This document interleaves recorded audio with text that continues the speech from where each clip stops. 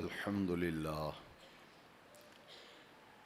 لله المستعان الذي خلق الإنسان وعلمه البيان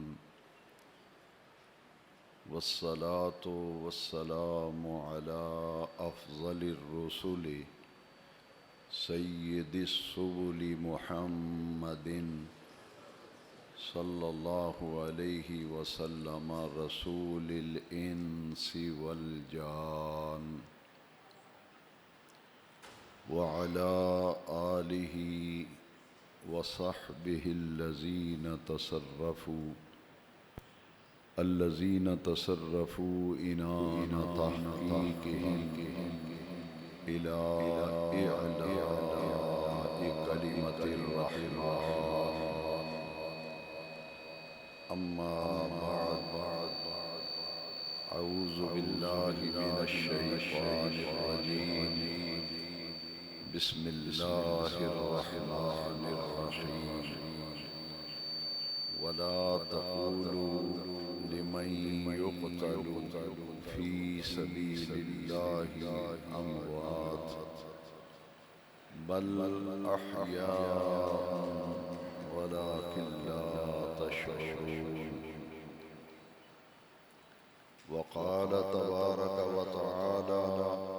في القرآن المجيد في مقام آخر: ولا تحسبن الذين قتلوا في سبيل الله أمواتا بل أحياء عند ربهم يرزقون فرحين بما آتاهم الله من فضله. صدق الله مولانا العظيم. رب اشرح لي صدري ويسر لي أمري واحلل عقدة من لساني يفقهوا قولي. اللهم أرنا الحق حقا وارزقنا اتباعه. اللهم أرنا الباطل باطلا وارزقنا اجتنابه. آمين يا رب العالمين بجاه رحمة للعالمين. صلى الله على النبي الأمي وآله صلى الله عليه وسلم. صلاة وسلاما عليك يا رسول الله. صلاة وسلاما عليك يا حبيب الله.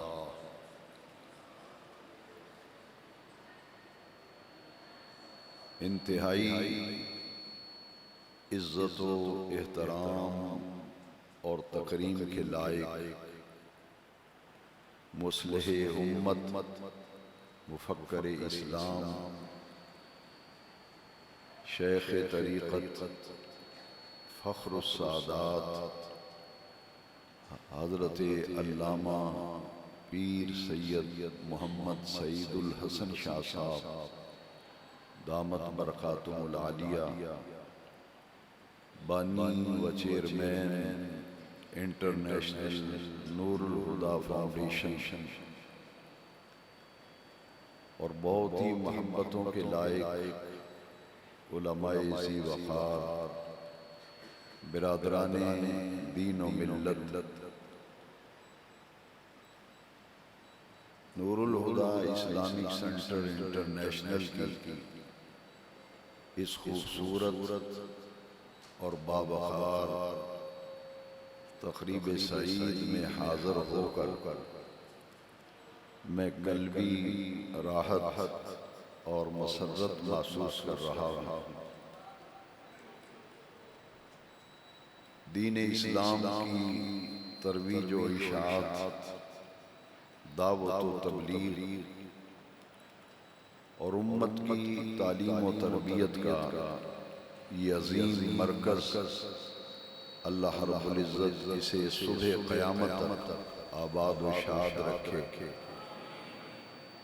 اور اس ادارے کے بانی اور چیئرمین جن کی مخلصانہ کاوشوں کا یہ نتیجہ ہے کہ آج اس عظیم الشان نور الہدا اسلامک سینٹر کے جامع مسجد میں پیغام سیدنا امام حسین رضی اللہ تعالیٰ عنہ کانفرنس کے ایک عظیم الشان اجتماع میں اور باوقار محفل میں ہم حاضری کا شرف حاصل کر رہے ہیں۔ مجھ سے قبل آپ نے اس ادارے کے بانی و چیئرمین حضرت قبلہ پیر سید محمد سعید الحسن شاہ صاحب دامت برکاتہم القدسیہ سے نہایت ہی بصیرت افروز اور نہایت ہی پرمغز خطاب سننے کا شرف اور سعادت حاصل۔ آپ نے امام عالی وقار، امام عالی مرتبت سیدنا امام حسین رضی اللہ تعالیٰ عنہ کی شہادت عظمیٰ کے حوالے سے بڑی ہی قیمتی گفتگو فرمائی جو ہمارے لیے مشعل راہ ہے، اور اپنے بیان کے آخری حصے میں تحریک پاکستان کے پس منظر اور پیش منظر کے حوالے سے انہوں نے تاریخی حوالوں سے ایسی گفتگو فرمائی کہ جس کی روشنی میں پاکستان کے استحکام، اس کی ترقی، اس کی خوشحالی اور جس مقصد کے لیے یہ وطن عزیز حاصل کیا گیا تھا، اس مقصد تک پہنچنے کے لیے ہمیں ایسے راستوں کی نشاندہی فرمائی جن پر چل کر ہم اس مقصد کو حاصل کر سکتے ہیں جس مقصد کے لیے پاکستان کا قیام عمل میں آیا تھا۔ یہ حسن اتفاق ہے کہ آج پیغام سیدنا امام حسین رضی اللہ تعالی عنہ کا بھی مبارک عنوان ہے، اور اس کے ساتھ ساتھ آج 14 اگست ہے۔ دنیا کے نقشے پر ایک ایسی ریاست ظہور پذیر ہوئی جو خالصتاً دین اور مذہب کی بنیاد پر یہ ریاست قائم کی گئی تھی۔ ہم نے اپنے بزرگوں سے سنا ہے، ہم نے تاریخ میں پڑھا ہے کہ تحریک پاکستان میں ایک نعرہ فضاؤں میں گونجتا تھا، پاکستان کا مطلب کیا؟ لا الہ الا اللہ۔ اس نعرے کی بنیاد پر پاکستان بنا، لیکن افسوس کہ قیام پاکستان کو کئی دہائیاں گزر گئی، لیکن اس ملک میں نظام مصطفیٰ، شریعت مصطفیٰ اور اسلام کی بہاریں دیکھنے کے لیے آج بھی اہل پاکستان ترس رہے ہیں کہ وہ لمحے کب آئیں گے جب اس ملک پاکستان پر قرآن کی حکمرانی ہوگی، اس ملک پاکستان پر نظام مصطفیٰ کی حکمرانی ہوگی۔ آج نگاہیں اس کے لیے ترس رہی ہیں۔ آج کا یہ مبارک اجتماع ہمیں یہ پیغام دیتا ہے کہ ہر پاکستانی کو عملی طور پر اس کوشش کا حصہ بن جانا چاہیے تاکہ جس مقصد کے لیے پاکستان بنایا گیا ہم اس مقصد کو حاصل کر سکیں۔ اللہ رب العزت تحریک پاکستان کے ان تمام شہداء کی قبروں پر صبح قیامت تک رحمتوں کی برکھا نازل فرمائے، جنہوں نے آگ اور خون کا دریا عبور کر کے پاکستان کا قیام ممکن بنایا تھا۔ اور میرے وہ اسلاف کرام جنہوں نے پاکستان کی تحریک میں ہراول دستے کے طور پر کام کیا تھا، میرے تمام اکابر علماء اہل سنت اور مشائخ اعظام کی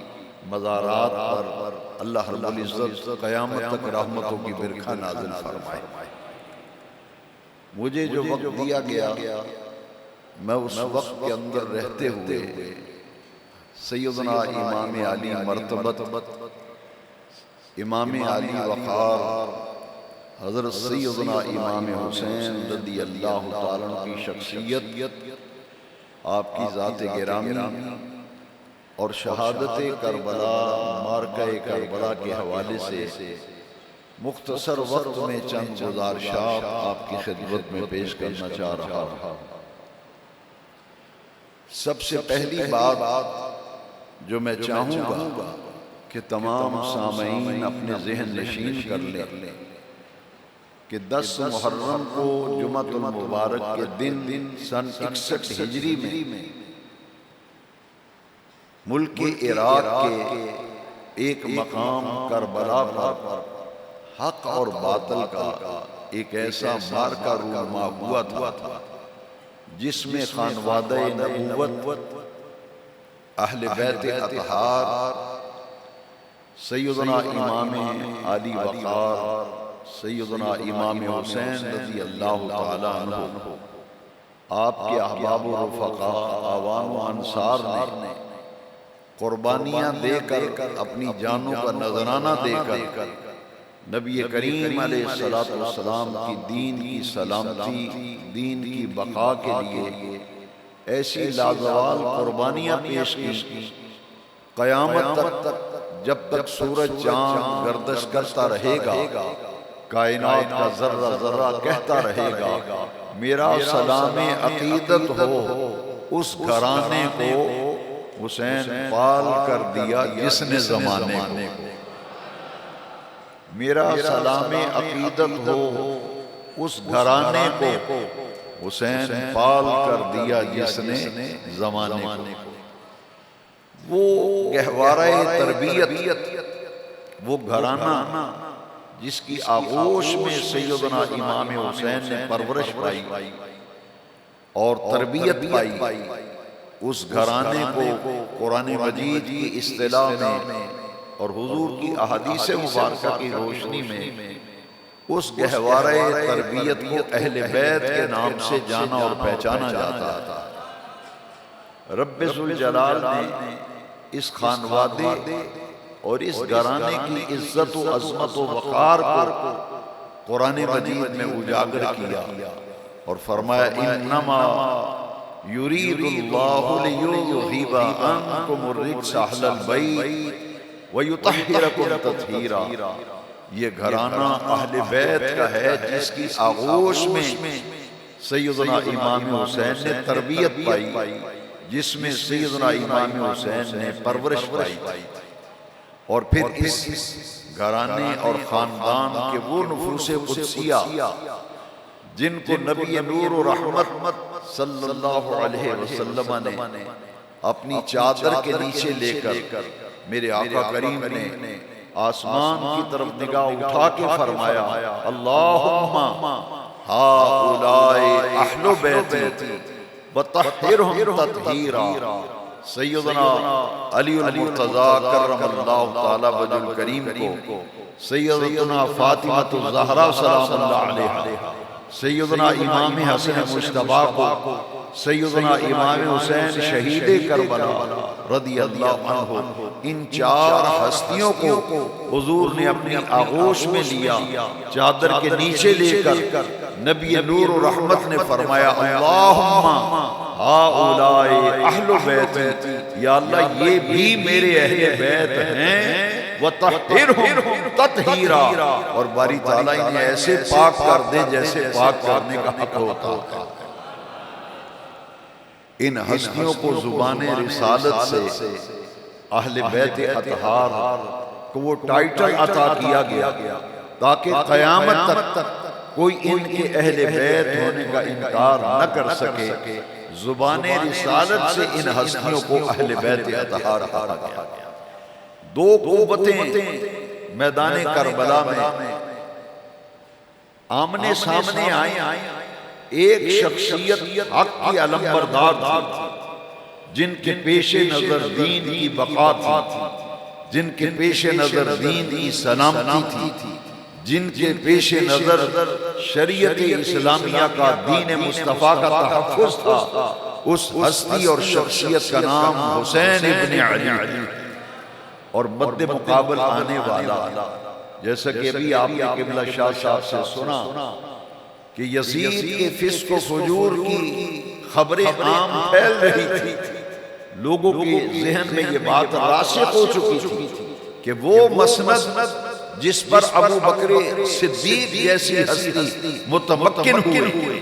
اور وہ خلافت کی مسند جس پر عمر فاروق اعظم جیسے امام عادل، امام راشد جس مسند خلافت پر متمکن رہے، اور جس مسند خلافت پر جامع قرآن کامل الحیاء والایمان سیدنا عثمان غنی ذی النورین رضی اللہ عنہ جیسی شخصیت متمکن رہی، اور جس مسند خلافت پر جلوگر ہو کر حضرت سیدنا علی مرتضیٰ حیدر کرار کرم اللہ تعالی وجہ کریم نے نبی کریم علیہ السلام کے دین کی آبیاری کی، اور نظام اسلام، نظام خلافت کو چار چاند لگائے تھے۔ پھر اسی مسند خلافت پر سیدنا امام حسن مجتبیٰ 6 مہینے تک جلوہ کر رہے تھے۔ ان نفوس قدسیہ نے دین اسلام کی آبیاری کی اور شریعت اسلامیہ کو عملی طور پر ملت اسلامیہ کے سامنے نافذ کر کے دکھایا کہ آج مستشرقین یہ کہنے پہ مجبور ہو گئے کہ اگر تاریخ اسلام میں ایک اور عمر ہوتا تو آج پوری روئے زمین پر اسلام کے سوا کوئی دوسرا دین نظر نہ آتا۔ حضرت عمر سے کسی نے پوچھا تھا کہ اے عمر تمہاری سب سے بڑی خواہش کیا ہے؟ امام عادل، امام راشد، مراد نبوت سیدنا عمر فاروق اعظم نے کہا تھا اس کے سوا میری کوئی تمنا نہیں، کوئی آرزو نہیں، میں بس یہی چاہتا ہوں کہ میرے آقا کریم رعوف الرحیم کا دین پوری دنیا میں کوئی ایسی جگہ باقی نہ رہے جہاں دین مصطفیٰ کا پرچم نہ لہرا رہا۔ لہذا حضرت عمر کا دور خلافت دیکھیے، 30 ملک فتح کیے، 30 ممالک پر خلافت اسلامیہ کا پرچم لہرایا۔ حضرت عثمان غنی رضی اللہ تعالیٰ عنہ نے فتوحات کے اسی تسلسل کو قائم رکھا۔ ان 5 خلفائے راشدین نے اس سلطنت اسلامیہ، سلطنت مدینہ اور خلافت اسلامیہ کو پوری آب و تاب کے ساتھ پوری دنیا کے نقشے پر واضح کر دیا تھا کہ رسول اللہ کی تربیت کے یہ شاہکار لوگ ہیں جن کی عظمت میں قرآن نے گواہی دی۔ محمد الرسول اللہ والذین معہ اشداء علی الکفار رحماء بینہم تراہم رکعا سجدا۔ یہ صحابہ کرام وہ نفوس قدسیہ ہیں، یہ خلفائے راشدین براہ راست نبی کریم علیہ السلام کے تربیت یافتہ ہیں، حضور کی صحبت سے فیض یافتہ ہے کہ انہوں نے اپنی عملی زندگی ایسے گزاری اور نظام خلافت میں وہ کارہائے نمایاں کام انجام دیے کہ آج پوری دنیا میں خلافت راشدہ، خلفائے راشدین کا دور خلافت آج پوری دنیا میں بطور تمثیل پیش کیا جاتا ہے۔ سن 60 ہجری میں جب یزید بدنہاد اقتدار پر قابل ہوا تو اس نے آتے ہی خلافت کی دھجیاں اڑا دی اور کیسر و کسرا کی روایات کو قائم کرنا شروع کر دیا، اور یزید بدنہاد نے ملوکیت، بادشاہت کو کمال درجے تک پہنچانے کے لیے فسق و فجور کو رواج دیا، نماز کی پابندی کو ختم کر دیا،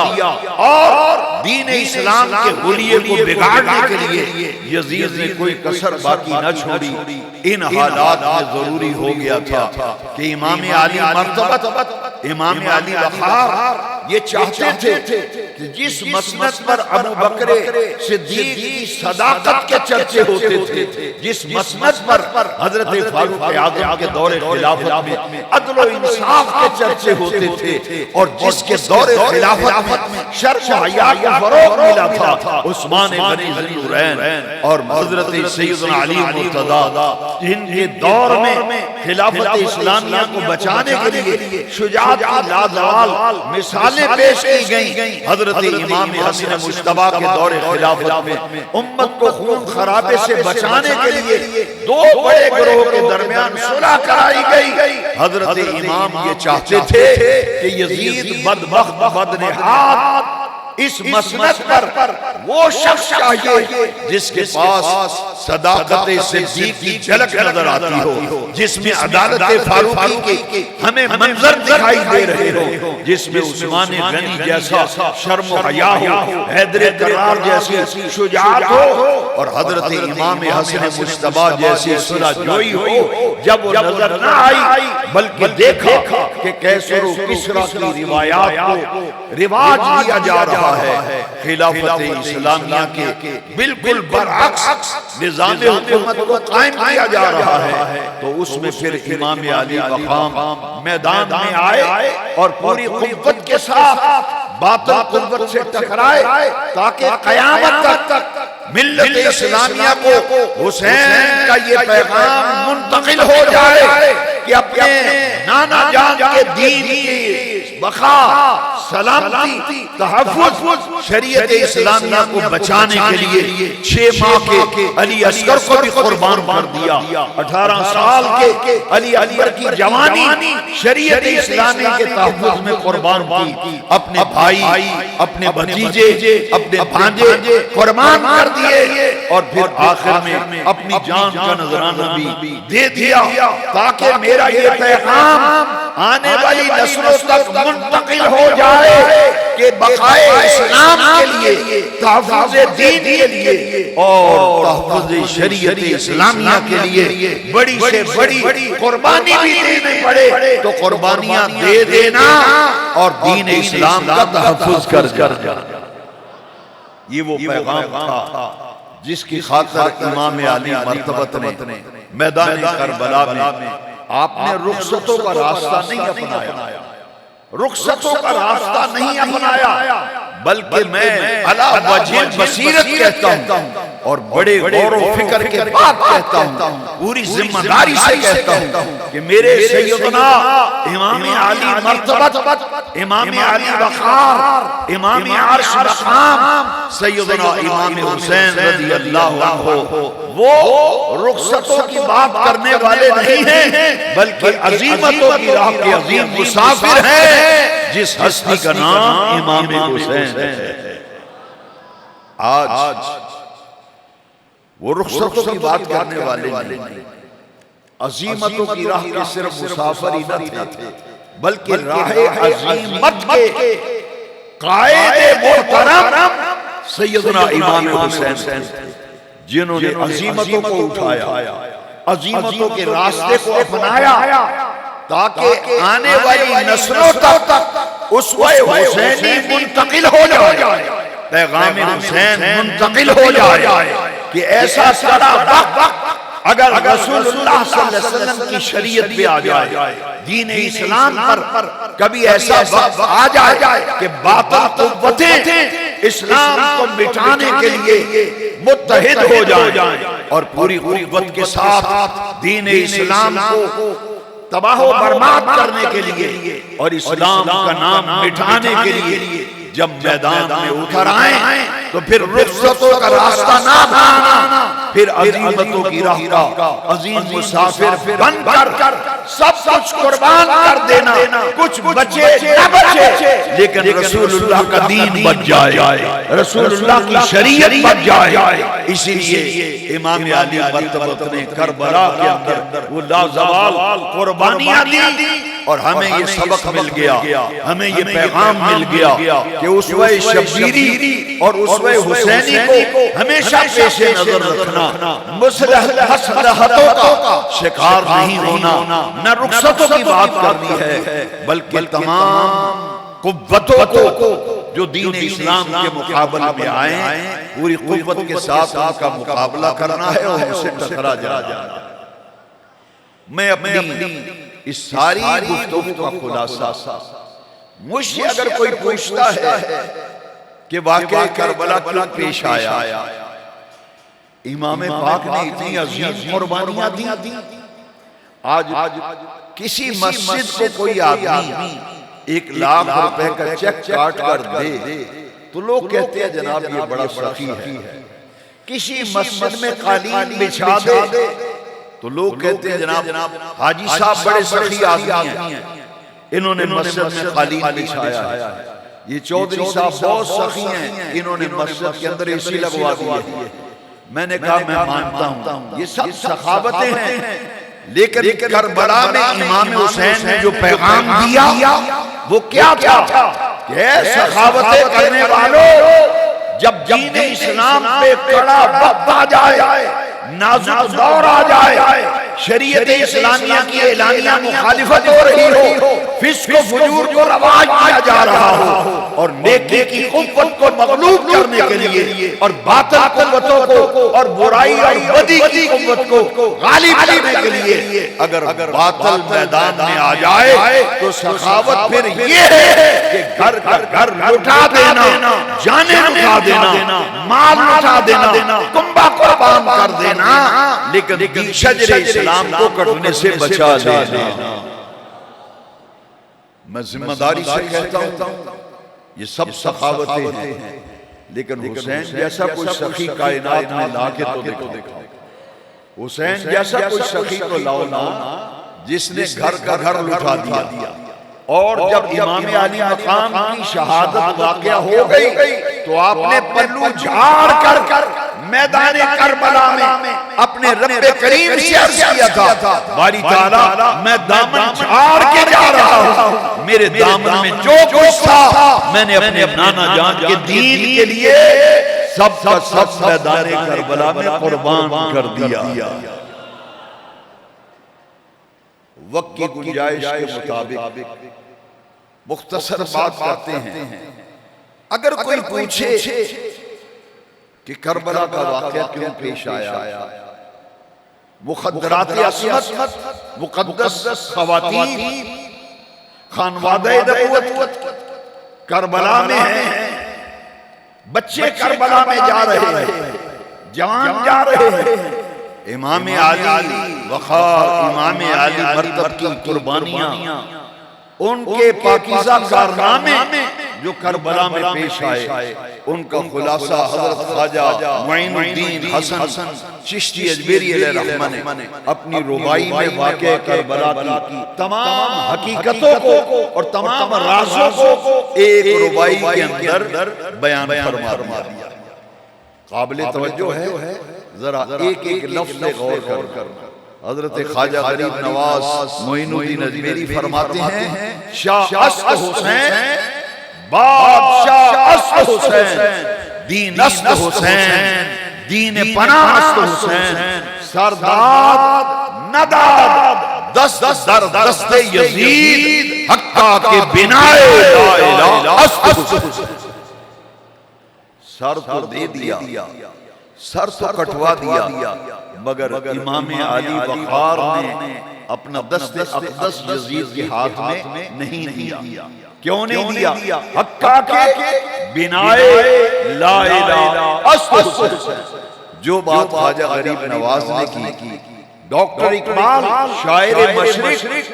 نقاد مغرب، فیلسوف اسلام، ڈاکٹر اقبال نے بھی سیدنا امام حسین کی بارگاہ میں وہی نذرانہ عقیدت پیش کیا ہے جو خواجہ غریب نواز نے جن لفظوں سے پیش کیا۔ کیا مقصد تھا؟ قبلہ شاہ صاحب نے بڑی پیاری گفتگو فرمائی کہ ہاتھوں میں ہاتھ نہیں دیا نا یزید، اگر نماز پڑھ لیتے، جیسے فرمایا کہ جو خلیفہ وقت ہوتا ہے وہ نماز پڑھاتا ہے اور باقی سب اس کے پیچھے نماز پڑھتے ہیں۔ جیسے میرے آقا کا دنیا سے جب حضور رخصت ہونے لگے نا تو حضرت ام المومنین عائشہ صدیقہ رضی اللہ عنہا آپ نے عرض کی حضور مسجد نبوی میں صحابہ منتظر ہیں کہ آپ تشریف لے آئیں اور نماز پڑھا دیں۔ میرے آقا کریم کی طبیعت مبارکہ میں نقاہت کا اس قدر غلبہ ہو گیا کہ آقا پھر لیٹ گئے۔ مسجد نبوی میں صحابہ کی نظریں کاشانہ نبوت کے دروازے پہ لگی ہوئی تھی اور صحابہ کے دل میں وسوسے آنے لگے، خیال آنے لگے کہ یا اللہ خیر ہو، کیا ہونے والا ہے؟ رسول اللہ تشریف نہیں لا رہے صلی اللہ علیہ وسلم۔ جب صحابہ دروازے پہ نظریں لگا کے آہیں اور سسکیاں مسجد نبوی سے رونے کی آوازیں آنے لگیں، میرے آقا نے صدیقہ کائنات ام المومنین حضرت عائشہ صدیقہ رضی اللہ عنہ، جن کی شان میں قرآن میں سورہ نور کی 18 آیتیں نازل ہیں، ام المومنین رضی اللہ عنہ، حضور نے پوچھا یہ مسجد سے رونے کی آوازیں کیسی آ رہی ہیں؟ یہ آہیں، یہ سسکیاں، یہ آنسو، مسجد نبوی کا ماحول کیسا ہو گیا؟ حضرت صدیقہ عرض کرتی ہیں یا رسول اللہ، صحابہ چونکہ آپ کے منتظر ہیں، کبھی ایسا ہوا نہیں کہ آپ مسجد میں تشریف نہ لے جا سکیں۔ یہ پہلا موقع ہے کہ آپ کی طبیعت مبارکہ میں نقاہت اس قدر غالب آ گئی کہ آپ مسجد میں جانا آپ کے لیے ممکن نہیں رہا۔ تو صحابہ آپ کی یاد میں آہیں، سسکیاں اور یہ آنسو آپ کی یاد میں بہا رہے ہیں۔ میرے آقا نے فرمایا مرور ابا بکر فلیصلی بالناس، جاؤ ابو بکر صدیق کو کہو کہ میرے مصلی پہ کھڑا ہو کر میرے غلاموں کو نماز پڑھائے۔ یہاں میں سامعین کی توجہ چاہتا ہوں، حضرت صدیقہ کائنات نے عرض کی حضور کسی اور کی ڈیوٹی نہیں لگ سکتی،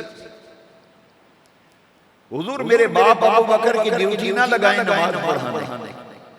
کسی اور کی ڈیوٹی لگا دیں، نظر ثانی فرمائیں، کیونکہ میرے باپ ابو بکر رقیق القلب ہیں، رقیق القلب ہیں، وہ جب آپ کے مصلی پہ کھڑے ہوں گے تو نماز نہیں پڑھا سکیں گے، اس لیے آقا ذرا نظر ثانی فرمائیں، کسی اور کی آپ ڈیوٹی لگا دیں نماز پڑھانے کی۔ صحیح مسلم سیاستہ کے میں لفظ پڑھتا ہوں، میرے آقا نے فرمایا نہیں عائشہ، نہیں عائشہ، نماز پڑھائے گا تو ابو بکر پڑھائے گا۔ حضور وہ رقیق القلب ہے، نہیں نماز پڑھا سکیں۔ فرمایا عائشہ میں کیا کروں، ابو بکر کے ہوتے ہوئے کسی اور کے امام بننے پر نہ عرش والا رب راضی ہے نہ ایمان والے راضی۔ یا اللہ والمؤمنون، اے عائشہ ابو بکر کے ہوتے ہوئے کسی اور کے امام بننے پر نہ عرش والا رب راضی ہے اور نہ ایمان والے راضی ہیں، نماز پڑھائے گا تو ابو بکر پڑھائے۔ حضرات جب سیدنا صدیق اکبر نماز پڑھا رہے تھے، نبی کریم علیہ السلام تشریف لے آئے، صحیح بخاری شریف میں حضرت انس بن مالک رضی اللہ تعالیٰ عنہ حدیث کے راوی ہیں، جب صدیق حضور کے مصلی پہ کھڑے تھے نا تو میرے نبی کریم علیہ السلام نے فرمایا میں دیکھنا چاہتا ہوں میرے متعین کردہ اور میرے مقرر کردہ امام ابو بکر کی امامت میں کس طرح میرے وفا شعار، میرے جان نثار صحابہ کس طرح میرے ابو بکر کی امامت میں نماز پڑھ رہے ہیں۔ میں خود اپنی آنکھوں سے دیکھنا چاہتا ہوں، مشاہدہ کرنا چاہتا ہوں۔ میرے آقا تشریف لائے اور قاشانہ اقدس کے دروازے پر حضور کھڑے ہو گئے اور حضور کے گھر مبارک کے دروازے کے آگے ایک اون کا پردہ لٹکا ہوتا تھا، اون کا پردہ۔ میرے آقا نے جب وہ پردہ ہٹایا تاکہ دیکھیں میرا مقرر کیا ہوا امام کیسے نماز پڑھا رہا ہے اور میرے جان نثار، میرے فداکار، میرے وفا شعار صحابہ کس طرح میرے ابو بکر کی ابتدا میں نماز پڑھ رہے ہیں۔ حضور وہ منظر دیکھنے کے لیے تشریف لائے، پردہ جب ہٹایا نا پردہ ہٹنے کی آواز آئی، اللہ کی عزت کی قسم صحیح بخاری کے اندر لکھا ہے کہ جیسے ہی پردہ ہٹنے کی آواز آئی، صحابہ تو حضور کے دیدار کے لیے ترس رہے تھے۔ جیسے ہی پردہ ہٹنے کی آواز آئی تو صحابہ کہتے ہیں وَظَنَّا أَنَّ النَّبِيَّ صلی اللہ علیہ وسلم خارجا إِلَى الصَّلَاةِ، صحابہ سمجھے کہ آقا کریم نماز میں تشریف لے آئے۔ سب صحابہ نے کعبے کی سمت سے منہ پھیر کر میرے آقا کریم کے چہرے انور کی زیارت کرنی شروع کر۔ ترستی ہوئی نگاہیں رخ مصطفیٰ میں پیوست ہو گئی، پوری نماز کا ماحول بدل گیا۔ اور میں کہنا چاہتا ہوں مسائل فقہ چل بسے اور پوری نماز کے ماحول پر حضرت عشق نے قبضہ کر لیا، اور تمام کے تمام صحابہ رخ مصطفیٰ کا دیدار کرنے لگے۔ میرے آقا نے جب دیکھا نا، میں نے جب یہ حدیث شریف پڑھی اپنے والد ماجد علیہ رحمہ حضرت محدث عبدالوی سے، اس حدیث کی شرح کرتے ہوئے آپ نے فرمایا سرکار اس لیے آئے تھے کہ میرا ابو بکر امام ہے تو میرے جان نثار، میرے فداکار صحابہ کس طرح میرے ابو بکر کی امامت میں نماز پڑھ رہے ہیں۔ جب سرکار نے دیکھا نا، یوں کر کے دیکھا ابو بکر نماز پڑھا رہے ہیں، پہلی صف میں نبی پاک کے چچا حضرت عباس کھڑے، حضرت عمر ہیں، حضرت عثمان ہیں، حضرت علی ہیں، امام حسن ہیں، امام حسین ہیں، وہ صف میں کھڑے نماز پڑھ رہے ہیں۔ اللہ اکبر، ابو بکر مصلی پہ کھڑا نماز پڑھ رہا۔ جب حضور نے دیکھا نماز کا ماحول بدل گیا اور سب صحابہ کی نگاہوں کا مرکز میرا چہرہ بن گیا، اور سب صحابہ کی ترستی ہوئی نگاہیں چہرہ مصطفیٰ میں پیوست ہو گئی۔ دیدار مصطفیٰ کی لذتیں اور حلاوتیں صحابہ حاصل کر رہے تھے۔ میرے آقا کے چہرے پہ مسکراہٹ آئی۔ صحیح بخاری کے لفظ ہیں فَتَبَسَّمَ رسول اللہ صلی اللہ علیہ وسلم قال النبی صلی اللہ علیہ وسلم اتموا صلاتکم، میرے جان نثارو میں تمہارے عشق کا امتحان کرنا چاہتا تھا، تمہیں مبارک ہو، تم عشق رسول کے امتحان میں کامیاب ہو گئے۔ اپنی نمازوں کو مکمل کر، جو بھی خلیفہ ہوتا سب اس کے پیچھے نماز پڑھتے۔ قبلہ شاہ صاحب نے جو بیان فرمایا میں اسے تھوڑا سا آگے بڑھانا چاہتا ہوں۔ حضرت عمر خلیفہ ہیں، نماز پڑھا رہے ہیں، حضرت عثمان ہیں، خلیفہ ہیں، نماز پڑھا رہے ہیں۔ اللہ اکبر۔ اب یزید جب اقتدار میں آیا تو سن 60 ہجری میں اطراف و اکناف عالم میں یہ خبر مشہور ہو گئی کہ یزید فاسق ہے، یزید فاجر ہے، عیاش ہے، عیش پرست ہے، نماز کی پابندی کو اس نے اٹھا دیا ہے،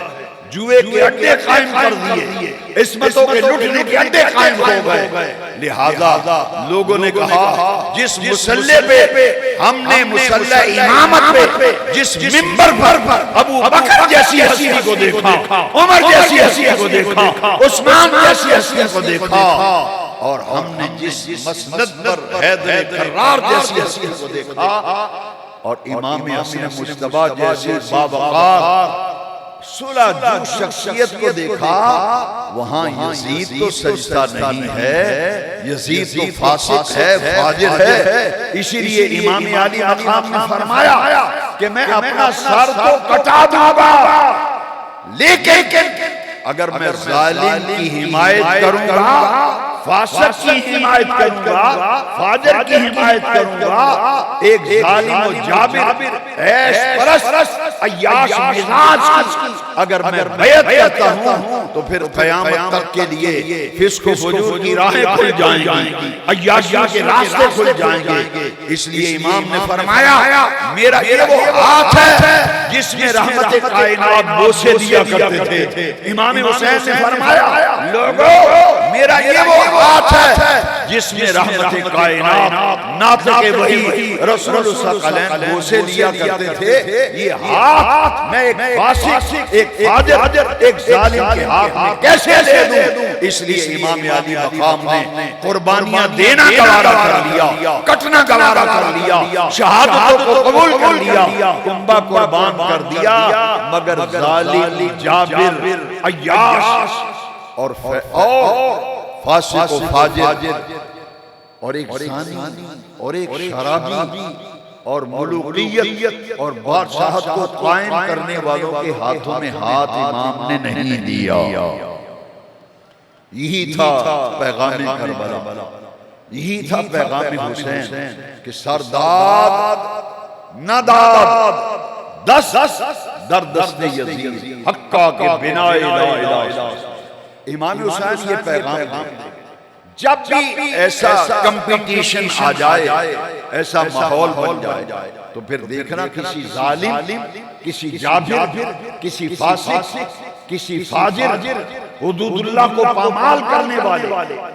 اور عیاش مزاج زانی اور شرابی کی حمایت نہ کرنا اور پھر رخصتوں کی بات نہ کرنا۔ ایسے موقع پر اگر عظیمتوں کی راہ پہ چلنا پڑے تو اسوہ شبیری اور پیغام حسین پر عمل کرتے ہوئے پھر عظیمت کے راستے پر چل کے قربانی دے دینا اور دین اسلام کا تحفظ کر۔ حاضرین محترم، میں اپنے بیان کے اور گفتگو کے آخری حصے میں یہ ضروری سمجھتا ہوں، حضور قبلہ عالم سید صاحب کی اجازت سے موجودہ دور میں بڑی دل کو تکلیف ہوتی ہے، بڑا رنج پہنچتا ہے، اس لیے کہ ہمارے جو اساتذہ ہیں جن کی صحبت میں بیٹھ کے ہم نے پڑھا، میرے مسلک کے، میرے عقیدے کے، میری فکر اور نظریے کے جو ترجمان ہیں امام احمد رضا فاضل و محدث بریلوی علیہ رحمہ، آج محراب و منبر سے آوازیں آ رہی ہیں، محراب و منبر سے آوازیں اٹھ رہی ہیں، لوگ کہہ رہے ہیں یزید کو برا نہیں کہنا چاہیے، یزید کو کچھ نہ کہو، یزید کا کوئی کردار نہیں ہے کربلا میں۔ حاضرین محترم، میں ذمہ داری سے کہتا ہوں جب امام علی مرتبت کا وقت کم ہے، شاہ عبداللہ قدس دہلوی کو پڑھ لے، امام احمد بن حنبل کو پڑھ لے، اسلاف کرام کو پڑھیں، اعلیٰ حضرت نے کیا لکھا ہے یزید کے بارے میں، استاد زمن نے کیا لکھا ہے۔ میں صرف ایک روایت سنانا چاہتا ہوں،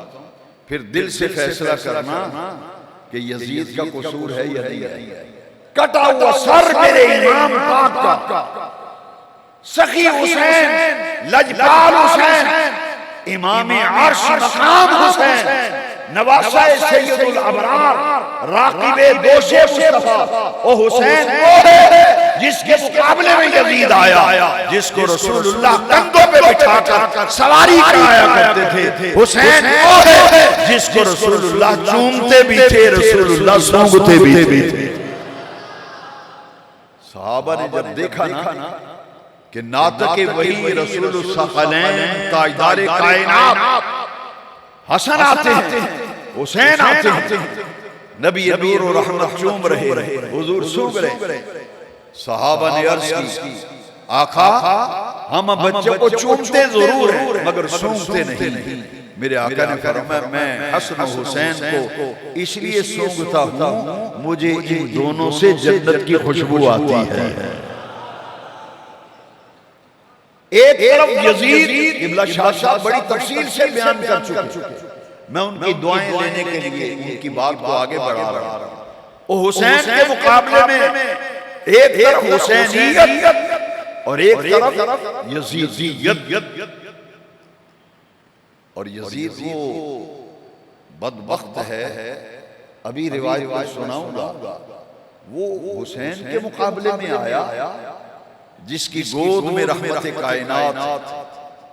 کی گود میں حسن ہے، حسین ہے، ادھر حسن مجتبیٰ ہے،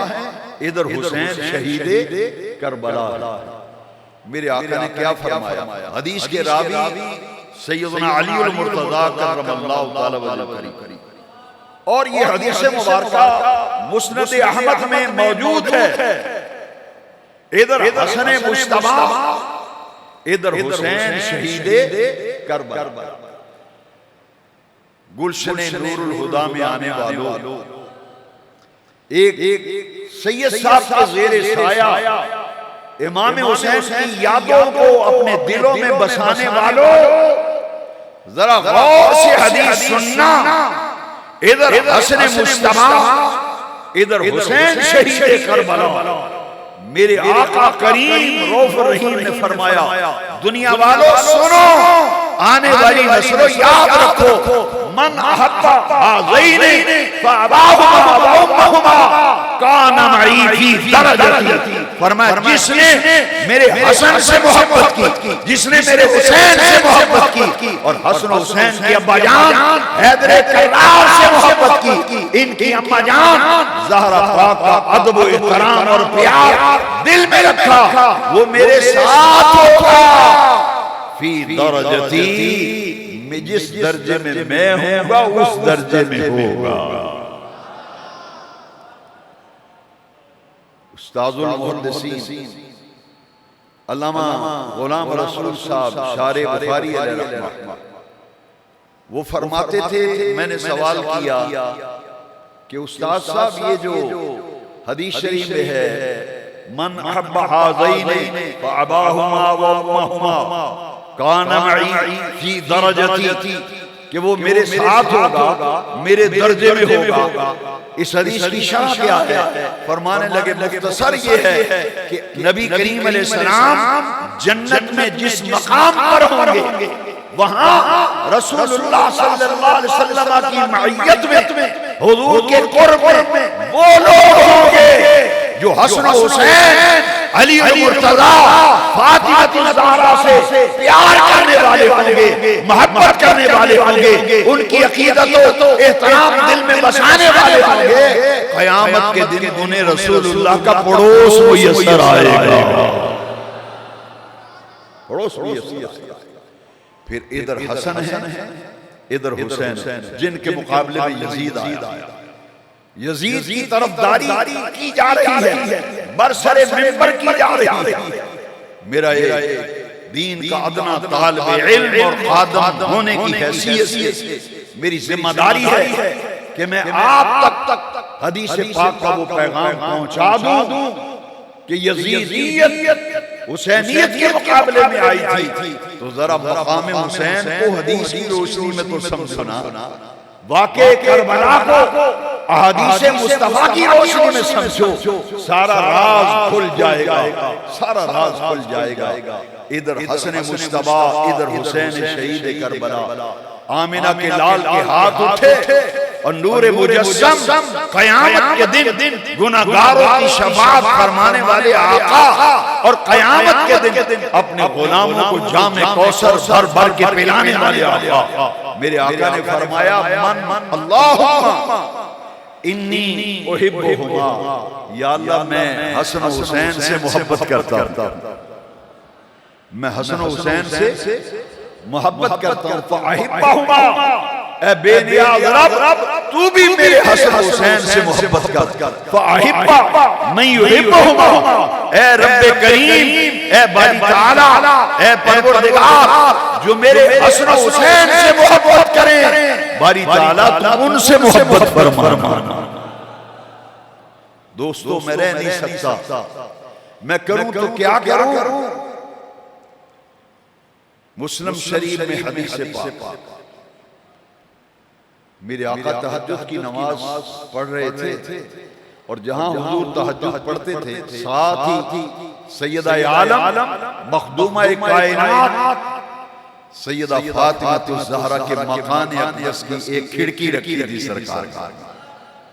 تہجد میں میرے آقا تہجد پڑھ رہے ہیں، حسین کے رونے کی آواز آئی، کم سن ہے، چھوٹی عمر ہے، حسین پاک کے رونے کی آواز آئی نا، میرے آقا نے تہجد کی نماز سے فراغت کے بعد بیٹی زہرا کے دروازے پر دستک دی، فرمایا بیٹی زہرا حسین کو رونے نہ دیا کرو، جب حسین روتا ہے تو میرا دل بے قرار ہو جاتا ہے، حسین روتے ہیں تو میرا دل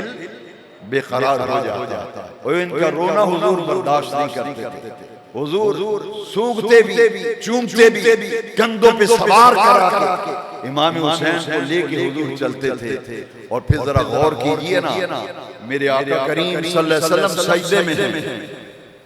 حسین چھلانگ لگا کر اوپر بیٹھ گئے، جاؤ ذخیرہ احادیث کی پھولا پھالی کرو، حضور سجدے میں ہیں، حسین اوپر بیٹھے ہوئے، جبریل آ کے کھڑے ہو گئے، آ کے عرض کرتے ہیں یا رسول اللہ، رب کریم کا پیغام ہے، جب تک حسین خود سجدے سے آپ کی پشت مبارک سے نیچے نہ اترے، آپ نے سجدے سے سر نہیں اٹھانا، آپ نے سجدے سے سر نہیں اٹھانا، میرے آقا نے اس وقت تک سجدہ طویل فرمایا جب تک حسین خود نیچے نہیں اترے، اندازہ فرمائیے جن کی خاطر سجدہ طویل فرمایا، جن کے لیے میرے آقا کریم نے فرمایا مجھے حسین کا رونا گوارا نہیں، اب تصور کرو ذرا یزید کے سامنے جب امام پاک کا سر اقدس رکھا گیا نا، تو یزید کے ہاتھ میں ایک چھڑی پکڑی ہوئی تھی، وہ امام علی مقام کے ہونٹوں پہ مارتا تھا اور کہتا تھا یہ ایک باغی کا سر ہے جس نے میری حکومت اور اقتدار میں بغاوت کی تھی، اور بغاوت کچل دی گئی اور باغی اپنے انجام کو پہنچ گیا۔ میرے آقا کے ایک صحابی حسین پاک کی زیارت کے لیے دارالامارات دمشق میں پہنچ گئے تھے، انہوں نے کہا یزید ان ہونٹوں پہ چھڑی کے کچوکے نہ لگا، ان ہونٹوں پہ چھڑیاں نہ مار، یہ تو رسول اللہ کی بوسہ گاہ ہے۔ صحابی رسول کہتے ہیں میں نے تو اپنے آقا کو خود ان آنکھوں سے دیکھا، رسول اللہ ان ہونٹوں پہ بوسے دیا کرتے تھے، رسول ان ہونٹوں کو چومتے تھے، اور تو رسول اللہ کی بوسہ گاہ پہ چھڑیاں مار رہا۔ یزید نے کیا کہا؟ یزید نے کیا کہا؟ یزید نے کہا کاش میرے بدر میں جو بڑے مارے گئے تھے نا، آج وہ زندہ ہو کے آ جائیں اور دیکھیں میں نے ان کا بدلہ نبی کے گھرانے سے کیسے لیا۔ تکمیل الایمان میں شاہ عبدالحق محدث دہلوی نے لکھا کہ کافر فرنگ بھی وہ کام نہ کر سکا جو یزید بدبخت نے کربلا کے میدان میں کیا۔ حضرات جب جب سورج چاند گردش کرتے رہیں گے دنیا پیغام حسین کو پھیلاتی رہے گی، اور جب بھی 10 محرم کا دن آئے گا، محرم کا مہینہ آئے گا، کریا کریا نگر نگر دلوں میں حسین پاک کی یاد بسا کر لوگ دنیا کو پیغام دیتے رہیں گے کہ دنیا والو دین کی بقا،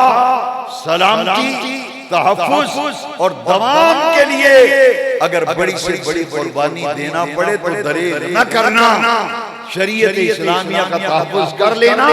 اور اپنی جانوں کا نذرانہ دے دینا۔ میری دعا ہے کہ اللہ رب العزت، ایک دعا ضرور میں کروں گا، میرا دل بہت دکھا یہ باتیں سن کر، میں پھر ایک دعا ہی کرتا ہوں، یا اللہ جو یزید کے طرفدار ہیں، جو یزید کے چاہنے والے ہیں، ان کا حشر قیامت کے دن یزید کے ساتھ کرنا، اور جو سخی لجپال نواسہ سید الابرار راقب دوش مصطفیٰ میری زہرہ پاک کے لال، خاتون جنت کے لال،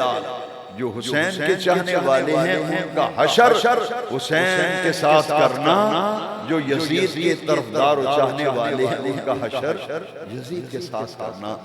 میری دعا ہے، دل کی گہرائیوں سے میں قبلہ شاہ صاحب کا شکر گزار ہوں، احسان مند ہوں کہ انہوں نے مجھے حکم فرمایا اور ان کے حکم کی تعمیل میں مجھے یہاں حاضری کا موقع میسر آیا۔ اس گلشن اسلام کو دیکھ کر، گلشن سعید کو دیکھ کر، گلشن نور الہدا کو دیکھ کر ایک امید کی کرن لگ گئی کہ ہماری ملت کے نوجوان جس ماحول کے لیے ترستے تھے اور جس طرح دین سمجھنا چاہتے تھے، قبلہ شاہ صاحب نے اس کا انتظام یہاں فراہم کر دیا۔ اب نوجوانوں تمہاری ذمہ داری ہے، آؤ اس گلشن میں جب بھی آواز آئے نا، کوئی بھی محفل، کوئی بھی اجتماع، کوئی بھی درس، تو خود اکیلے نہیں آنا، بلکہ شاہ صاحب قبلہ نے جو مبارک سلسلہ اور مبارک کام شروع کیا ہے نا اصلاح امت کا، اس میں ہماری ایک ذمہ داری ہے۔ جو سیکھا ہے سب سکھاتے چلو۔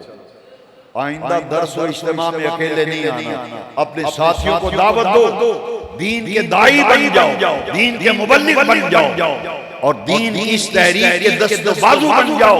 اصلاح امت کے لیے آئندہ اجتماع کے اندر اکیلا نہیں آنا، بلکہ دوستوں کو دعوت دے کر اس پیغام کو عام کر دو۔ جو سیکھا ہے سب کو سکھاتے چلو، دیے سے دیے کو جلاتے چلو، وما علینا الا البلاغ المبین۔